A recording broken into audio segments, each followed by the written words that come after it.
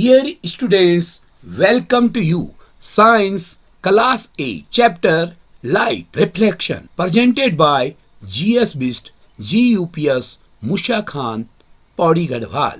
Objectives: to understand what is light, reflection, the laws of reflection, regular and diffused reflection. सबसे पहले हम जानने की कोशिश करते हैं कि लाइट क्या है। देखिए, हमने देखा है कि कुछ चीजों का अपना प्रकाश है, जैसे सूर्य, जलती हुई मोमबत्ती और जलता हुआ बल्ब। इन चीजों का अपना प्रकाश है और जब इनका प्रकाश हमारी आंखों में पड़ता है तो हम इन चीजों को देखते हैं। लेकिन अब बात करते हैं उन चीजों की जिन चीजों का अपना प्रकाश नहीं है। उन चीजों को हम कैसे देखते हैं? तो उन चीजों को देखने के लिए एक बात समझ में आती है कि वे दूसरी प्रकाशवान चीज के प्रकाश को हमारी आंखों तक लौटाते हैं। जी हाँ, इसी घटना को प्रकाश का परावर्तन कहते हैं या इसे हम रिफ्लेक्शन ऑफ लाइट कहते हैं। Have you ever thought how we see various objects? You may say that I see the objects, but can you see an object in the dark? It means that eyes alone cannot see any object. It is only when light from an object enters our eyes that we see the object. The light may have been emitted by the object or may have been reflected by it. हाँ, दो प्रकार से हम चीजों को देखते हैं। या तो वह वस्तु स्वयं प्रकाश को उत्सर्जित कर रही होती है, लाइट को इमिट कर रही होती है अपने आप। जैसे तारे हैं, उनका अपना प्रकाश है, वो हम तक लाइट को इमिट कर रहे हैं तो हम उनको देखते हैं।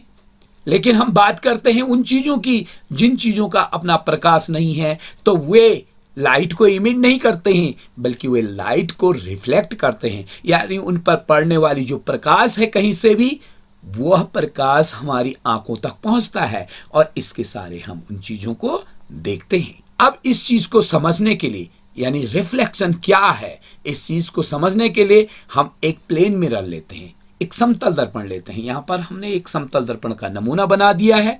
अब इस दर्पण पर ये कहीं से जो है प्रकाश की किरण पड़ रही है, तो इसे हम कहते हैं इंसिडेंट रे।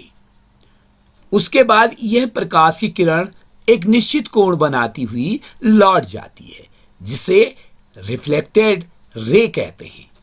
अब अगर हम ऐसा करते हैं कि दर्पण पे एक लंब डाल देते हैं, यानी एक परपेंडिकुलर डाल देते हैं इसी बिंदु पर जहां पर ये दोनों मिल रहे हैं, तो इसको हम नॉर्मल कहते हैं।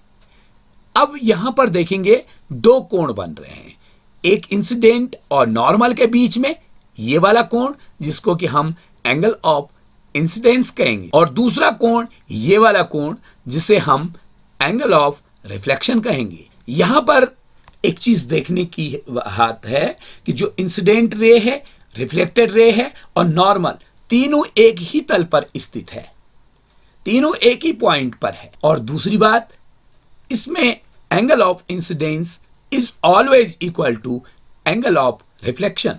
तो इनको कहा जाता है द लॉज ऑफ रिफ्लेक्शन। तो द लॉज ऑफ रिफ्लेक्शन क्या है? The incident ray, the reflected ray and the normal all lie in the same plane. The angle of incidence equals the angle of reflection. अब यहां पर reflection में देखेंगे कि ये इंसिडेंट रे है और नॉर्मल है, इनके बीच में जो एंगल बनता है इसको हम आई करके लिखते हैं। आई का मतलब एंगल ऑफ इंसिडेंस, और दूसरे को लिखते हैं हम आर करके, यानी एंगल ऑफ रिफ्लेक्शन। ये दोनों कोण बराबर होते हैं। अगर ये कोण 45 अंश का है, यानी आई इज इक्वल टू 45, तो आर भी 45 का होगा। अगर ये 60 अंश का है आई, तो आर भी 60 अंश का होगा। ऐसा लॉज ऑफ रिफ्लेक्शन के अनुसार होगा। Let's see image formation in a plane mirror. एक प्लेन मिरर लेते हैं, यहां पर एक ऑब्जेक्ट को प्लेस करते हैं और इससे जो है मिरर पे या दर्पण पे ये किरण आपतित हो रही है, इंसिडेंट हो रही है, और इंसिडेंट होने के बाद लौट करके यानी रिफ्लेक्टेड होकर के हमारी आंखों तक पहुंच रही है। अब इसी प्रकार से एक दूसरी किरण लेते हैं, ये भी जो है आपतित हो रही है, इंसिडेंट हो रही है ऑन प्लेन मिरर, और उसके बाद हमारी आंखों तक लौट रही है। लेकिन ये दोनों किरणें जो हैं कहीं मिलती हुई मिल नहीं रही है, बल्कि मिलती हुई प्रतीत हो। तो ऐसे में जो ऑब्जेक्ट बनेगा, ये ऑब्जेक्ट बनेगा हमारा वर्चुअल, अर्थात जब किरणें वापस आपस में मिलती नहीं है बल्कि मिलती हुई प्रतीत होती है, तो ऐसे में जो इमेज फॉर्मेशन होगी वो हमारी वर्चुअल इमेज होगी, वो वास्तविक नहीं होगी, आभासी होगी। दूसरा, इसमें लेटरल इन्वर्जन होता है। ऐसा हम कक्षा 7 में पढ़ चुके हैं कि प्रकाश के द्वारा जब दर्पण में प्रतिबिंब बनता है तो उसमें लेटरल इन्वर्जन होता है, यानी पार्श्व परिवर्तन होता है। लेफ्ट की चीज़ राइट में और राइट का हिस्सा जो है लेफ्ट में बनता है। लेकिन तीसरी स्थिति स्पष्ट है, इरेक्टेड होती है, यानी जो इमेज बनती है वो इरेक्टेड होती है। इरेक्टेड का मतलब अप एंड डाउन, ऊपर और नीचे में वर्टिकली वो स्टैंड करती है, उल्टा नहीं होती है, इन्वर्टेड नहीं होती है। आगे बात करते हैं, इक्वल डिस्टेंस पे होती है। जितनी डिस्टेंस ऑब्जेक्ट की मिरर से होती है उतनी ही दूरी पर मिरर से ऑब्जेक्ट का इमेज बनता है। आगे बात करते हैं एक विशेष प्रकार के परावर्तन की, जो कि अलग अलग सरफेसेस में होता है। सबसे पहले हम एक स्मूथ सरफेस को लेते हैं। जिस स्मूथ सरफेस में प्रकाश की किरणें आपतित होती हैं तो परावर्तन के पश्चात वो भी एक दूसरे के समांतर होती है।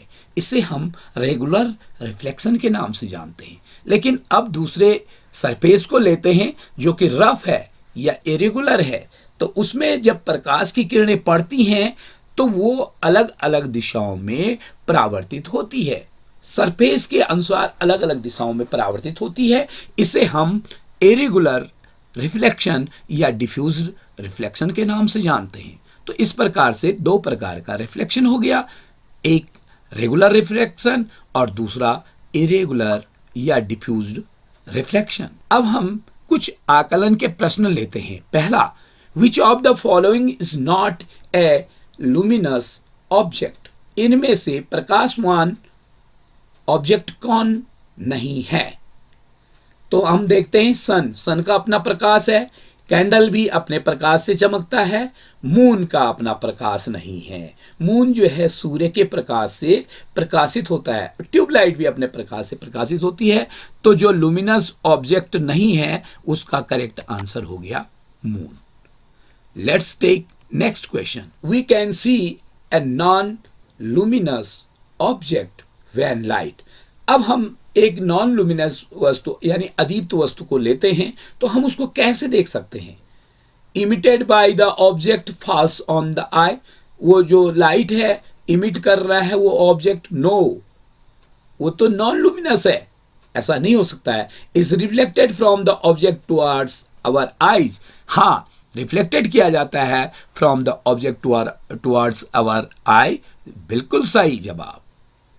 Next question, if light falls perpendicularly on a plane mirror, what will be the angle of reflection? यदि कोई प्रकाश की किरण एक प्लेन मिरर पर परपेंडिकुलरी यानी 90 डिग्री के कोण बनाती हुई पड़ रही है तो ये कैसे करके रिफ्लेक्टेड होगी? 45 अंश पे होगी, 90 अंश पे होगी, 180 अंश पे होगी या 360 पे? यहाँ जो चित्र दिखाई दे रहा है इसमें देखेंगे जो ठीक 90 डिग्री पर आपतित होगी वो उसी एंगल से वापस चले जाएगी। तो इसका आंसर होगा 90 degree. On which of the following angle of incidence is or are equals to the angle of reflection? हम बात करते हैं कि किस सरफेस पर जब प्रकाश का परावर्तन हो रहा होगा तो एंगल ऑफ इंसिडेंस और एंगल ऑफ रिफ्लेक्शन बराबर होंगे। तो प्लेन मिरर की बात करते हैं, डेफिनेटली प्लेन मिरर में ऐसा होता है।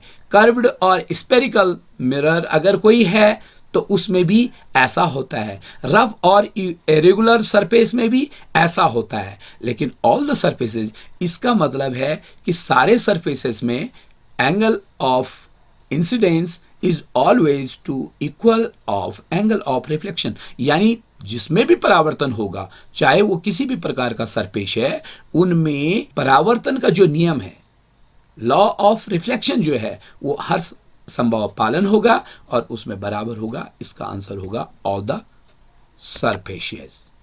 आज के लिए इतना ही। Thank you, bye.